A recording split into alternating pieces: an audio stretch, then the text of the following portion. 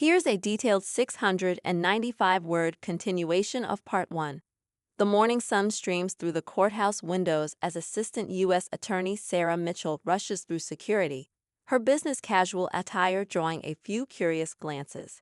She's still energized from leading a youth legal education program in the city's underserved neighborhoods, her passion project that required a more approachable look than her usual power suits. Sarah checks her watch. 8:45 a.m. The morning calendar starts at 9 o'clock, and she still needs to review her notes for the pending motion. The security guard, James, who's known her for 5 years, does a double take at her navy blazer and tailored black jeans. "Different look today, Ms. Mitchell," he comments, sliding her belongings through the scanner. "Almost didn't recognize you without the usual suit armor." Sarah laughs, gathering her laptop bag. "Had to dress down for the kids, James. You should have seen their faces when I told them I was a federal prosecutor. One boy asked if I chase bad guys like in the movies." The marble halls echo with her footsteps as she makes her way to the 4th floor. Usually, she'd be in the federal courthouse 2 blocks away, but today's hearing involves a state matter that overlaps with one of her federal cases. It's a jurisdictional dance she's performed countless times in her 8-year career. Inside the courthouse cafe, Sarah grabs a quick coffee, exchanging nods with familiar faces, defense attorneys, court staff, and local prosecutors she's worked with over the years. A young public defender, Jessica Chen, waves her over. "Sarah, didn't expect to see you in state court today." Jessica's eyes flick over Sarah's attire, and definitely not in jeans, even if they are designer. "Just wrapped up a community program at Washington Heights High School," Sarah explains, stirring honey into her coffee. "These kids, Jess, they'd never seen a black woman prosecutor before. One girl stayed after just to touch my hair and ask about law school." Jessica's expression softens. "You're changing perceptions, one classroom at a time. That's the hope." Sarah checks her phone, seeing an email from her supervisor about an upcoming grand jury presentation. "Though right now, I need to change Judge Henderson's perception about a jurisdiction issue. You know how he feels about federal interference in his cases." "Oh God, Henderson?" Jessica winces. "Good luck with that. He made my colleague cry last week over a continuance request." Sarah gathers her things, confidence unshaken. "I've dealt with worse. Remember Judge Thompson in the Eastern District? The one who called you little lady during your first federal trial?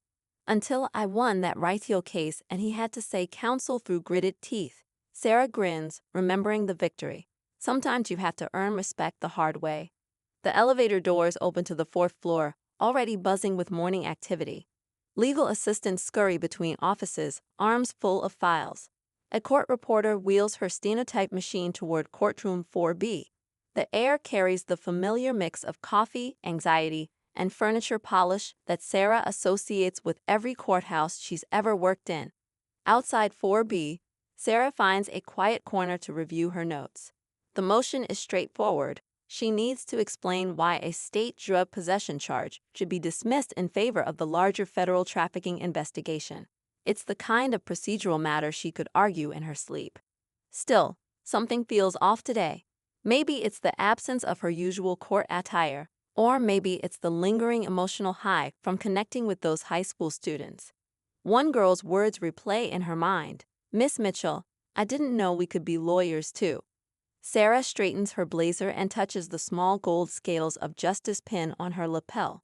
A graduation gift from her mother, another barrier-breaking black woman who'd fought her way through medical school in the 1970s. The weight of representation never feels light, but today it feels especially significant. The courtroom doors open at 8:55. Sarah gathers her materials, unaware that in less than 30 minutes, this routine morning will become anything but ordinary. As she steps into the courtroom, her mind is still split between federal jurisdiction arguments and the bright eyes of potential future lawyers in Washington Heights. The tension in courtroom 4B rises when Judge William Henderson's steely gaze fixes on Mitchell. Known for his old-school demeanor and strict courtroom protocols, Henderson's voice cuts through the air like a whip when Mitchell approaches. "Who exactly are you, and why are you disrupting my courtroom dressed like you're heading to a casual Friday lunch?" The atmosphere shifts immediately as Sarah takes her position at the podium. The morning sunlight streaming through the high windows seems to dim, as if sensing the brewing storm. Judge Henderson, perched on his bench like an eagle eyeing its prey, adjusts his reading glasses with deliberate slowness. Several attorneys in the gallery exchange knowing glances. Henderson's reputation for maintaining what he calls courtroom decorum has earned him various nicknames among the legal community, the Velvet Hammer being the most printable one. His chambers are adorned with photographs of courtrooms from the 1950s, an era he frequently reminisces about as when the law commanded proper respect. Sarah opens her leather portfolio, her fingers brushing against her federal credentials tucked in the inner pocket.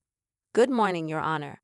I'm here regarding the matter of State v. Rodriguez, which intersects with—" "I didn't ask about your case," Henderson interrupts, his voice carrying the weight of 30 years on the bench. "I asked who you are and why you think it's appropriate to appear in my courtroom dressed for a weekend brunch." The court reporter's fingers pause over her stenotype machine.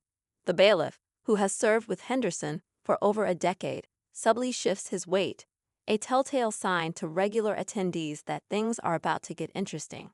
"Your Honor, if I may," Sarah begins again, maintaining her professional tone. "No, you may not," Henderson cuts in, leaning forward. His wire-rimmed glasses catch the light, momentarily obscuring his eyes. "In my 27 years on this bench, I have never seen such casual disregard for the dignity of these proceedings. Are you even an attorney?" A murmur ripples through the courtroom. Sarah feels the eyes of every person fixed on her back. Among them is Jessica Chen, who has slipped in to watch the proceedings, her face a mask of growing concern. "I am indeed an attorney, Your Honor, and if you'll allow me to explain." Henderson's hand slams down on his desk, not quite a gavel strike, but carrying the same authority. "Young lady, I have seen first-year law students show more respect for this court. Who is your supervising attorney? Surely you're not handling this alone." The patronizing tone hits Sarah like a physical force, but her posture remains straight, her expression professional. 8 years of navigating similar situations, though perhaps none quite this blatant, have taught her the power of composed dignity. "Your Honor, I've been barred for 8 years and—" "8 years," Henderson scoffs, glancing at his clerk with theatrical disbelief. "And in those 8 years, no one taught you proper courtroom attire? Or did you simply decide my courtroom wasn't worthy of professional respect?" Sarah notices the clerk shrinking in her seat, clearly uncomfortable with being drawn into this display. In the gallery, several attorneys have stopped pretending to review their files, their attention fully captured by the unfolding scene. The weight of her federal credentials seems to grow heavier in her portfolio. One simple motion would end this display, but years of experience have taught Sarah the delicate timing of such reveals. Too soon, and she risks escalating the situation. Too late, and she loses the opportunity to command respect. Judge Henderson shuffles the papers before him, his jaw set in a way that seasoned attorneys recognize as prelude to a storm. "I don't know what kind of casual Friday operation you're used to, but in this courtroom—" The door at the back of the courtroom creaks open, and Sarah catches a glimpse of the district's chief judge pausing in the doorway, drawn by the rising volume of Henderson's voice. The pieces are falling into place for what's about to become a pivotal moment in the courthouse's history. The room crackles with uncomfortable energy as Mitchell begins her response, only to be bulldozed by Henderson's increasingly condescending tone. Her heart pounds against her ribcage, but her voice remains steady, until Henderson slams his gavel, declaring $250 for contempt. "Perhaps that will teach you about proper courtroom respect." Several attorneys shift uncomfortably in their seats, recognizing the rising storm. The sharp crack of the gavel echoes through the now silent courtroom. Even the usual shuffling of papers has ceased, as if the very air has been frozen by Henderson's declaration. Sarah's hand grips the podium, her knuckles whitening slightly, the only visible sign of her internal struggle. "Your Honor," she begins, her voice carrying the weight of every similar encounter she's faced since law school, "I believe there's been a misunderstanding that I need to—" "The only misunderstanding," Henderson cuts in, his voice dripping with authority. Is your belief that this courtroom is some sort of casual venue for your improvised appearance? The fine stands, and I suggest you take this opportunity to learn from it. From the gallery, Jessica Chen half rises from her seat, her face contorted with the desire to intervene. Sarah gives her a subtle head shake. She's handled worse situations, and she'll handle this one. The chief judge, still lingering in the doorway, takes a step forward, his presence yet unnoticed by Henderson. Furthermore, Henderson continues, warming to his theme. I want it noted for the record that this kind of disrespect for judicial proceedings is exactly what's wrong with the new generation of lawyers. In my day, Your Honor, Sarah interjects, her tone perfectly balanced between respect and authority. Before you continue, I believe it's important that That will be $500 total, Henderson announces, his face flushing with what he perceives as continued defiance. Would you like to try for more? Because I can assure you, young lady, I have all day to teach this lesson. The courtroom temperature seems to drop several degrees. The court reporter's fingers hover over her machine, as if unsure whether to capture this increasingly problematic exchange. The bailiff's usual stoic expression has cracked, showing signs of concern. Sarah reaches for her portfolio with deliberate slowness. Around her, the tension builds like a gathering thunderstorm. A senior defense attorney in the gallery, who has tried cases against her in federal court, begins gathering his things, clearly preparing to intervene. Your Honor, Sarah says, her voice now carrying an edge of steel beneath its professional veneer. I've attempted several times to explain my position. If you would allow me just 30 seconds. 30 seconds? Henderson's laugh is sharp and dismissive. I've seen all I need to see. $750, and if you continue this display of disrespect, I'll have you removed from my courtroom. Perhaps spending some time in the hallway will help you understand the gravity off. Judge Henderson. The chief judge's voice cuts through the tension like a knife. He's fully entered the courtroom now, his presence commanding immediate attention. But before he can continue, Sarah makes her move. With the same careful precision she uses when presenting evidence to a jury, she withdraws her credentials from her portfolio. The gold Justice Department seal catches the morning light, creating a brief flash that draws every eye in the room. Your Honor, she says, her voice clear and unwavering, I am Assistant United States Attorney Sarah Mitchell. I'm here regarding a jurisdictional matter in the Rodriguez case, which intersects with an ongoing federal investigation. She pauses, letting the weight of her words settle. And I believe we need to have a serious discussion about what just transpired. The silence that follows is absolute. Henderson's face, previously flushed with authority, drains of color so rapidly that the bailiff takes an instinctive step forward.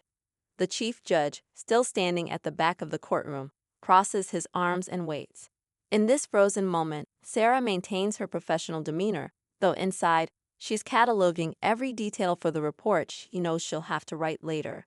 Sometimes, she reflects, the most powerful weapon in a prosecutor's arsenal isn't the law, it's the truth. Like a scene from a legal drama, Mitchell reaches into her laptop bag with deliberate slowness, withdraws her federal credentials, and holds them up with quiet dignity. Your Honor, I am Assistant United States Attorney Sarah Mitchell. The whispers ripple through the gallery as several veteran attorneys stand, one by one, their faces tight with barely contained outrage as they confirm her identity. The golden Department of Justice seal seems to glow under the courtroom lights, commanding attention like a spotlight. Judge Henderson's reading glasses slip slightly down his nose as he stares at the credentials, his mouth forming words that never quite make it to sound. I've had the pleasure of opposing Counsel Mitchell in federal court numerous times, announces Martin Reeves, a respected defense attorney, rising from his seat. She's one of the most formidable prosecutors in the Southern District. Her recent Riccio conviction in the Torres case was masterful. His voice carries a pointed emphasis on the last word. Before Henderson can respond, another attorney stands. Diana Chin, Your Honor. Ms. Mitchell led the Joint Task Force on Human Trafficking last year. Our office regularly coordinates with her on cross-jurisdictional cases. The public defender's words hang in the air, heavy with implication. A third attorney rises, Gregory Washington, silver-haired and wearing a suit that costs more than most cars. Your Honor, my firm has faced AUSA Mitchell in several white-collar cases. Her professionalism is unimpeachable. The pause before the last word is deliberate, loaded with meaning. The chief judge, still standing at the back of the courtroom, slowly makes his way down the center aisle. His footsteps echo in the charged silence, marking time like a metronome. Sarah maintains her position at the podium, credentials still displayed. Her other hand rests lightly on her case files, a picture of professional composure. But her eyes never leave Henderson's face, watching as the reality of his situation settles over him like a heavy cloak. Henderson begins, then stops. For perhaps the first time in his judicial career, words fail him. The gavel that had fallen so confidently minutes ago now lies silent, almost forgotten. The court reporter's fingers remain suspended over her stenotype machine, capturing every excruciating second of the silence. The morning sun has shifted, casting long shadows across the courtroom floor, like bars of judgment. If it pleases the court, Sarah finally speaks, her voice carrying to every corner of the room. I'd like to address the matter I came here to discuss. The jurisdictional overlap in the Rodriguez case. She pauses, then adds with precise timing. Unless, of course, Your Honor would prefer to continue our previous discussion about courtroom attire and respect. A choking sound comes from somewhere in the gallery, quickly muffled.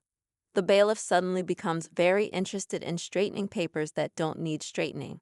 Even Henderson's clerk appears to be fighting a losing battle with her professional demeanor. Henderson tries again, his face now cycling through various shades of discomfort. That won't be necessary, counsel. Please proceed with your motion. The chief judge has reached the front row of the gallery. He settles into a seat, crossing his legs with deliberate casualness. His presence serves as both witness and warning. Sarah smoothly transitions into her prepared argument about federal jurisdiction, her voice clear and confident. But the damage is done. The story is already racing through the courthouse's invisible network of whispers and texts. By lunchtime, every lawyer, clerk, and bailiff in the building will know what happened in courtroom 4B.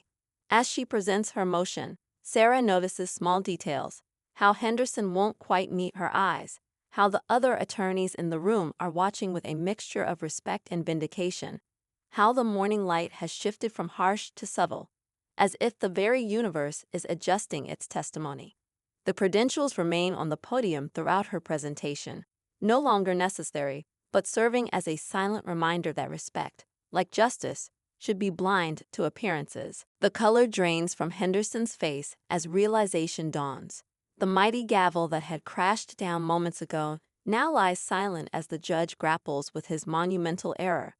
The courthouse rumor mill explodes into action, and by lunchtime, attorneys from every floor are discussing the morning's shocking display of prejudice in hushed, angry tones.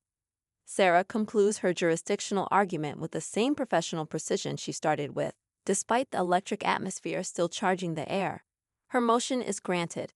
Henderson practically mumbles his approval, his earlier bravado completely deflated. The chief judge remains seated in the gallery, his presence a silent guarantee that this incident won't be swept under the judicial rug. As Sarah gathers her materials, her phone buzzes quietly in her pocket. Text messages from colleagues who've already heard fragments of the story are pouring in. The courthouse grapevine moves at the speed of light, particularly when justice itself is on trial. Outside in the hallway, a small crowd has gathered. Clerks pretending to file papers, attorneys suddenly needing to review documents near courtroom 4B, court staff lingering longer than necessary. Their whispered conversations halt as Sarah emerges, replaced by respectful nods and knowing looks. AUSA Mitchell calls out James, the security guard from this morning, hurrying toward her. I just heard what happened. If I had known he would, I should have called up tow. It's not your fault, James, Sarah assures him, touching his arm gently. Some lessons need to be learned the hard way. Near the elevator, she overhears snippets of conversation. Can you believe Henderson tried to find a federal prosecutor? Did you hear how she handled it, though? Ice in her veins. Someone said the chief judge witnessed the whole thing. About time someone stood up to him. The elevator arrives, already half full of attorneys heading to lunch. As Sarah steps in, the conversations pause, replaced by meaningful glances and subtle nods of respect. A young black female intern in the corner stares at her with undisguised admiration. Her phone buzzes again. This time it's her supervisor, U.S. Attorney Douglas Chen. My office. ASAP. Heard about Henderson. Need full details. In the courthouse cafe, the usual lunchtime buzz has a different tenor. Sarah passes through quickly, but not before catching fragments of animated discussions. Most expensive fashion critique in Henderson's career. Wonder if he'll survive this one. Been waiting years for someone to stand up to him. The incident has evolved beyond a simple misunderstanding. It's become a catalyst, bringing long simmering frustrations with Henderson's behavior to the surface. Attorneys who've suffered similar treatment, though perhaps not as blatant, are emerging with their own stories. Jessica Chen catches up to her near the federal courthouse entrance. Sarah, you're trending in the courthouse group chats. 3 different versions of what happened are circulating, each more dramatic than the last. One claims you quoted the entire federal rules of civil procedure from memory while Henderson cowered. Sarah can't help but laugh. The truth is dramatic enough without embellishment. The chief judge wants to meet with you too, Jessica adds, her expression serious. His clerk called while you were in with Chen. This could be big, Sarah, really big. As they part ways, Sarah checks her phone again. Among the dozens of messages, one stands out, from her mother. Heard what happened from Janet at the hospital. Her daughter's a clerk there. Prouder than ever. This is why you became a lawyer. Call me tonight. Love you. Sarah pauses on the courthouse steps, taking a moment to let the morning's events settle. The sun is high now, casting shorter shadows. She thinks about the high school students from earlier, about the young intern in the elevator, about every person who's ever been judged by appearance rather than ability. Sometimes, she reflects, the most important cases aren't the ones you argue in court. They're the ones you live through. And today's case, though unplanned, might just set the most significant precedent of all. Rather than retreating to lick her wounds, Mitchell channels her fury into action. In her office, surrounded by case files and commendations, she meticulously documents every detail of the encounter. Her fellow prosecutors rally around her, sharing their own experiences with prejudice in the justice system. The afternoon sun casts long shadows across Sarah's desk as she types her official report. Her fingers move steadily across the keyboard, each word carefully chosen to capture not just what happened, but its deeper implications. The Department of Justice seal on her wall seems to watch over her shoulder, a reminder of both her responsibility and her authority. Got a minute? U.S. Attorney Douglas Chen appears in her doorway, his usual composed demeanor tinged with concern. The chief judge called. Twice. Sarah nods, gesturing to the chair across from her desk. I'm almost done with the initial report. Want to hear what I've drafted? Chen closes the door and settles into the chair, his expression grave. Everything. And don't spare any details.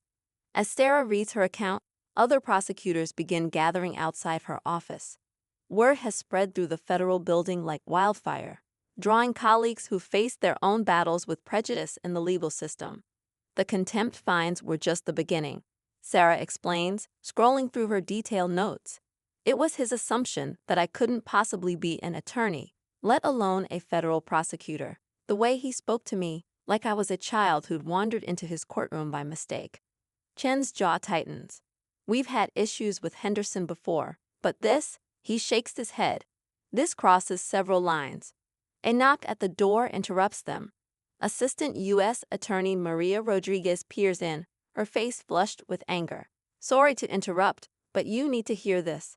3 other attorneys of color have come forward with similar stories about Henderson. Different details, same underlying attitude. The office buzzes with activity as more prosecutors join the discussion. Veterans share war stories of their own encounters with judicial bias, while younger attorneys take notes, recognizing this as a potential turning point in their local legal community. Remember Judge Carlton in '98? Asks James Washington, the office's longest-serving prosecutor. Same attitude, different decade. We documented everything, built a case piece by piece. By the time we were done, he chose to retire. Sarah continues typing, incorporating new details as they emerge. Her report evolves from a simple account of the morning's events into a comprehensive document addressing systemic bias in the courthouse. Every word is measured, every accusation supported by specific examples and witness accounts. The chief judge wants to meet tomorrow morning, Chen announces, checking his phone. He's clearing his entire calendar until noon. Sarah, I want you to present everything we've gathered. This isn't just about today anymore. Linda Marshall, another federal prosecutor, adds her voice. We should include the pattern of behavior. I've got records of at least 6 incidents in the past year where Henderson showed similar bias against female attorneys or attorneys of color. Sarah's hands pause over the keyboard. We need to be strategic about this. It's not just about Henderson's behavior today. It's about ensuring this doesn't happen to anyone else, especially young attorneys who might not have federal credentials to fall back on. The office falls quiet as everyone considers the implications. They're not just documenting an incident anymore. They're building a case for systemic change. Include my incident from last month, offers David Park, a junior prosecutor. He questioned my English proficiency in open court, despite my Georgetown law degree and federal clerkship. Sarah nods, adding it to the growing document. The afternoon light fades as they work, but no one leaves. This is more than an official report now. It's becoming a testament to every attorney who's ever faced similar treatment and stayed silent. As she types the final paragraphs, Sarah glances at the photo on her desk. Her law school graduation, standing proudly between her parents. Her mother's words ring in her ears. Sometimes the most important cases are the ones that find you. The incident ignites a firestorm of change. The chief judge's invitation to his chambers turns into a 3-hour discussion about systemic bias. Mitchell finds herself at the center of a movement she never sought but embraces with determination. Her story reaches the national legal community, forcing uncomfortable but necessary conversations. The chief judge's chambers feel different in the morning light. Leather-bound law books line the walls, their gold lettering catching the sun streaming through tall windows. Chief Judge Marcus Richardson sits behind his massive oak desk, Sarah's report open before him, his reading glasses perched low on his nose. AUSA Mitchell, he begins, his voice heavy with the weight of institutional responsibility. I witnessed most of yesterday's incident, but reading this report, he removes his glasses, pinching the bridge of his nose. This goes deeper than one bad morning in Judge Henderson's courtroom. Sarah sits perfectly straight, her posture professional but her eyes intense. U.S. Attorney Chen flanks her left side, while the court's Diversity Committee chair, Judge Diana Torres, occupies the chair to her right. 27 incidents documented in the past year alone, Judge Torres says, tapping the comprehensive report they'd assembled overnight. Pattern and practice, as we say in the law. The morning stretches into afternoon as they dissect each incident, each subtle and not so subtle display of bias. Coffee cups empty and are refilled. Lunch is ordered but barely touched. The gravity of the situation demands their complete attention. We're not just talking about Henderson anymore, Sarah explains, highlighting key patterns in their data. He's a symptom of a larger problem. How many young attorneys have walked away from the law because of experiences like this? How many brilliant minds have we lost because they didn't have federal credentials to prove their worth? Judge Richardson nods slowly, making notes in his precise handwriting. The Bar Association president called this morning. Words spreading through the legal community. They're convening an emergency meeting next week. The Federal Judicial Center reached out too. Chen adds. They want to use this as a case study for their judicial training programs. Anonymous, of course, but the impact would be national. Sarah leans forward, her voice passionate but controlled. With all due respect, Your Honor, I don't think this should be anonymous. Real change requires real accountability. Henderson's behavior yesterday was public. The response should be too. A heavy silence fills the chamber. Judge Torres is the first to break it. She's right. We've been handling these incidents quietly for years. Look where that's got us. The afternoon sun casts long shadows across the desk as they hammer out an action plan. It's ambitious, comprehensive, and most importantly, public. Mandatory bias training for all judges and court staff. New procedures for reporting and addressing discriminatory incidents. A standing committee to review courthouse culture and practices. Regular town halls between judges and attorneys to address concerns. Mentorship programs for young attorneys from underrepresented groups. This won't be easy. Judge Richardson warns, reviewing the final proposal. There will be pushback. Some will say we're overreacting to one incident. Then they haven't been paying attention, Sarah responds firmly. Or they've been part of the problem. As they wrap up, Judge Torres catches Sarah's arm. The Women's Bar Association is having their annual dinner next month. They'd like you to be the keynote speaker. Sarah starts to demur, but Chen interrupts. Accept it. Your voice needs to be heard. All our voices do. Outside the chambers, the courthouse bustles with its usual activity, but something feels different. News of the meeting has spread. Attorneys and staff watch Sarah pass with newfound respect, and more importantly, hope. Her phone buzzes. A message from one of the high school students from just yesterday. Miss Mitchell, saw what happened on my mom's lawyer website. You really did chase down the bad guys. Can I shadow you someday? Sarah smiles, typing back a quick yes. Sometimes the most important cases do find you. And sometimes they change not just one life, but an entire system. 3 months later, Mitchell stands at a podium again, this time addressing a packed auditorium of judges and legal professionals.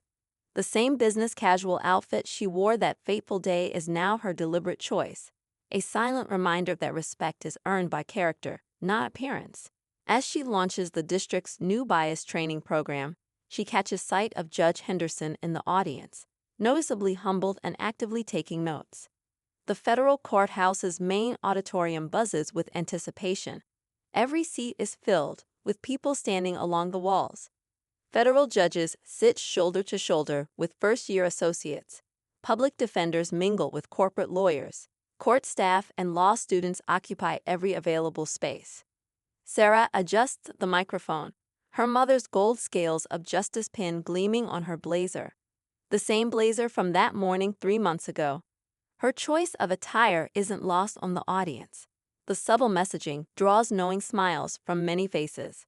3 months ago, she begins, her voice clear and confident. I walked into a courtroom thinking about inspiring high school students to pursue legal careers. I left that courtroom knowing exactly why those students need to see themselves represented in our justice system. In the front row, the chief judge nods encouragingly. Beside him, Judge Torres smiles, her own role in the subsequent changes a source of quiet pride. The diversity committee she chairs has become a model for other districts. Since that day, we've implemented substantial changes, Sarah continues, clicking to her first slide. 78 judges and over 200 court staff members have completed our initial bias training. We've established a confidential reporting system that's already handled 15 incidents professionally and decisively. The mentorship program has paired 53 young attorneys with experienced judges and lawyers. She pauses, letting the numbers sink in. In the middle of the auditorium, Judge Henderson shifts in his seat, his notepad balanced on his knee. His public apology last month made national news, but more importantly, his active participation in the change process has inspired other judges to examine their own biases. But numbers don't tell the whole story. Sarah continues. Last week, a young black female attorney won her first federal trial.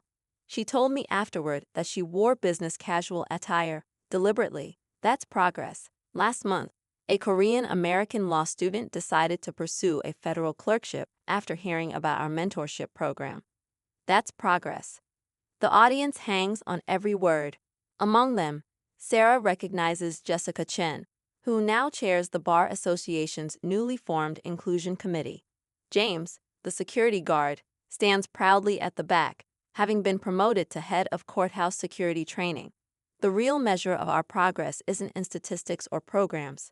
Sarah says, her voice carrying to every corner. It's in the changes we see daily. It's in the young public defender who feels confident challenging a judge's bias. It's in the law student who sees themselves reflected in our justice system. It's in the courthouse staff member who speaks up when they witness discrimination. She clicks to her final slide, a photo from yesterday's youth legal education program. 30 students from diverse backgrounds, all wearing business casual attire, all grinning proudly in the courthouse lobby. These are our future lawyers, judges, and prosecutors, Sarah explains, her voice softening with emotion.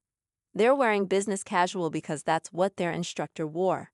They're standing in this courthouse because they now believe they belong here.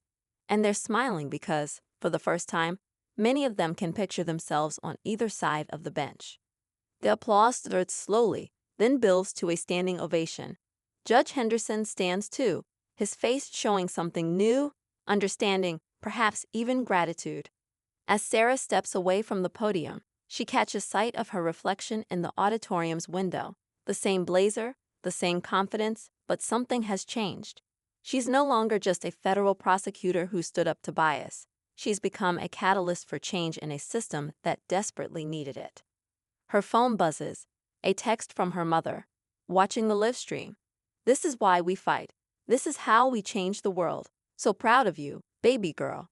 Sarah smiles, knowing that somewhere in Washington Heights, 30 high school students are watching too, seeing exactly what they can become.